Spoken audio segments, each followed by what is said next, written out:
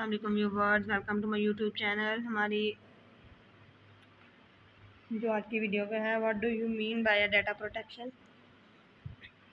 Data protection से मुराद ये है कि हमारे पास जो डाटा होता है उसको हम प्रोटेक्ट कैसे करेंगे, यानी कि उसकी प्रोटेक्शन हम कैसे कर सकते हैं। वो डाटा जो हमारा पर्सनल डाटा होता है, data protection is the process of hiding personal data. Data protection जो है वो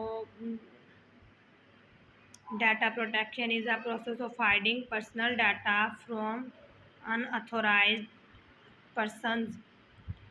ये जो हमारा पर्सनल डाटा होता है उसके हम प्रोटेक्शन कैसे करेंगे। It mean that the data belonging to a person. ये जो डाटा होता है वो एक शख्स मतलब उसके साथ जुड़ा होता है। टू अ पर्सन और organisation should be hidden from other person और ऑर्गेनाइजेशन। यानी कि अगर कोई हमारे पास डेटा मौजूद है, वो हमारा पर्सनल डाटा है, वो हम चाहते हैं कि वो डाटा हमारा पर्सनल डाटा है वो किसी को पता ना चले या किसी के साथ हम शेयर ना करें।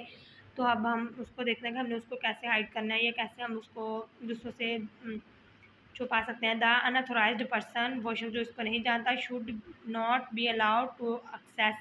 जो अनऑथोराइज्ड पर्सन होगा वो उसको जान नहीं सकेगा और ना वो उसको यूज़ कर सकता है that data without the permission of that person home it belong. यानी कि हमारे पास जो डाटा है वो हमारा पर्सनल डाटा है, वो हमें हमसे बिलोंग करता है। अगर हम चाहते हैं कि वो डाटा हमारा जो है वो ना किसी को पता ना चले, तो वो शख्स जो इसको यूज़ करना जानता है, वो उस वक्त तक, जब हम डाटा अपना हाइड कर लेंगे, वो उस वक्त तक उसको यूज़ नहीं कर सकेगा जब तक वो हमसे हमारी परमिशन नहीं लेता या हम उसको खुद से इजाज़त नहीं देते कि वो इसको इस्तेमाल करें। The protected data on a computer should not be used और viewed by any person.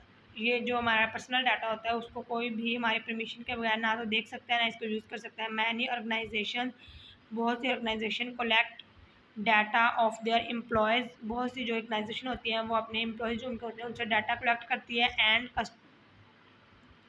Customers, और उनके जो कस्टमर्स होते हैं, द डाटा में B the data may be required for processing the business transaction efficiently। ये जो डाटा होता है वो बिजनेस ट्रांजैक्शन में इस्तेमाल होता है। फॉर एग्जांपल, आ हॉस्पिटल में collect data about the disease history of patient. For example, जब हम बीमार होते हैं और हम अस्पताल जाते हैं तो वहाँ पर हमारा हर किस्म का डाटा उनके पास मौजूद होता है।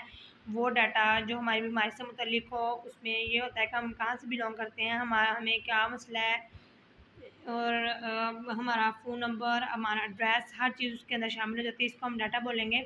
The personal data collected by different organisation. जो पर्सनल डाटा होता है वो मुख्तलिफ जो ऑर्गेनाइजेशन होती है वो इसको लेती हैं। May only be dissolve for सम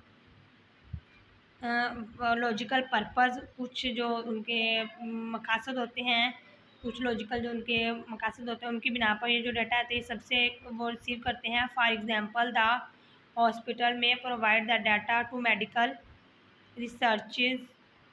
ये जो अस्पताल वगैरह में हमारा डाटा लिया जाता है वो जो हमारी मेडिकल रिसर्च होती है उसमें यूज़ होता है। Who may use the patient personal data to draw some conclusions। जो हमारा मेडिकल होता है उसमें हमारी जो पर्सनल डाटा है ये यूज़ किया जाता है, इस्तेमाल होता है। द हॉस्पिटल मैनेजमेंट, हॉस्पिटल की जो इंतज़ामिया होती है, can not disturb personal data anywhere. वो उसका जो पर्सनल डाटा होता है वो उसको, यानी कि उनकी ये जिम्मेदारी होती है कि वो उसको अपने पास महफूज रखें। एज इट में डिस्टर्ब द पेशेंट, वो पेशेंट जो होता है उसको डिस्टर्ब नहीं करते हैं। पेशेंट विल नॉट अलाउ, जब तक वो जो मरीज़ होता है वो इस बात की इजाज़त ना दे, to distribute his personal data specifically it has some mental disorder और अ बैड हिस्ट्री। ये हमारे डाटा होता है जो अस्पताल वगैरह में हम जमा करवाते हैं, उनके मुतल्लिक ये होता है कि ये जो डाटा है वो उसकी जो मरीज़ होता है उसकी इजाज़त के बिना आप इधर उधर नहीं कर सकते। The data protection rules do not allow any organization to issue personal data. It means that any personal data collected by some organization should never be sold to unauthorized person or organization under any circumstances.